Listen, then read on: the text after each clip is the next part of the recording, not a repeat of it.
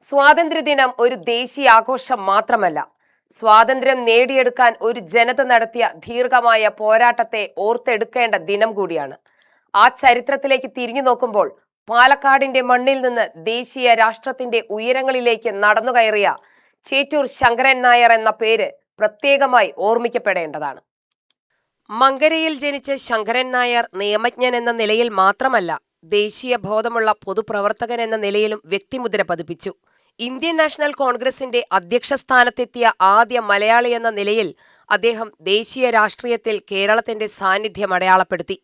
1897 അമരാവതി കോൺഗ്രസ് സമ്മേളനത്തിലെ അധ്യക്ഷ സ്ഥാനം അദ്ദേഹത്തിന്റെ രാഷ്ട്രീയ ജീവിതത്തിലെ സുപ്രധാന അധ്യായമായിരുന്നു. എന്നാൽ ഒരു പദവിയും ഒരു നേതാവിന്റെ മഹത്വവും അളക്കാനുള്ള ഏക മാനദണ്ഡമല്ല. അധികാരത്തിന്റെ സമീപത്ത് നിൽക്കുമ്പോഴും അനീതിക്കെതിരെ നിലപാടെടുക്കാനുള്ള ധൈര്യമാണ് ചരിത്രമോർക്കുന്നത്. ബ്രിട്ടീഷ് ഭരണകൂടത്തിന്റെ ഉന്നത പദവികളിൽ പ്രവർത്തിച്ചിരുന്ന ശങ്കരൻ നായർ ഇന്ത്യൻ ജനതയുടെ അവകാശങ്ങൾക്കും ഭരണ പരിഷ്കാരങ്ങൾക്കും വേണ്ടി ശക്തമായി വാദിച്ചു. ജാലിയൻ വാലാബാഗ് കൂട്ടക്കൊല ഇന്ത്യൻ ജനതയുടെ മനസാക്ഷിയെ നടുക്കിയപ്പോൾ അതിനെതിരായ പ്രതിഷേധത്തിന്റെ ഭാഗമായി വൈസ്രോയിയുടെ എക്സിക്യൂട്ടീവ് കൗൺസിലിൽ നിന്ന് രാജിവെച്ചത് ശങ്കരൻ നായരുടെ ജീവിതത്തിലെ നിർണായക തീരുമാനമായിരുന്നു. അധികാരത്തെക്കാൾ വലുതാണ് നീതി എന്ന സന്ദേശമാണ് ആ നിലപാട് നൽകിയത്. ഇന്ന് സ്വാതന്ത്ര്യദിനത്തിൽ ദേശീയ പതാകയ്ക്ക് മുന്നിൽ നിൽക്കുമ്പോൾ നാം സ്വാതന്ത്ര്യത്തിന്റെ നേട്ടങ്ങൾ എണ്ണിപ്പറയുന്നു.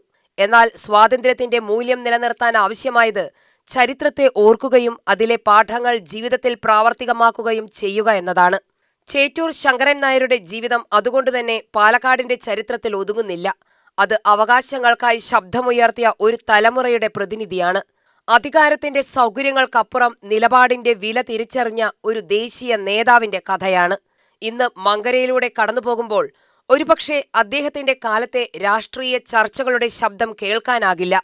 എന്നാൽ ആ മണ്ണിൽ നിന്ന് ഉയർന്ന ഒരു നേതാവ് ദേശീയ രാഷ്ട്രത്തിൽ പതിപ്പിച്ച അടയാളം ചരിത്രത്തിൽ ഇന്നും നിലനിൽക്കുന്നു.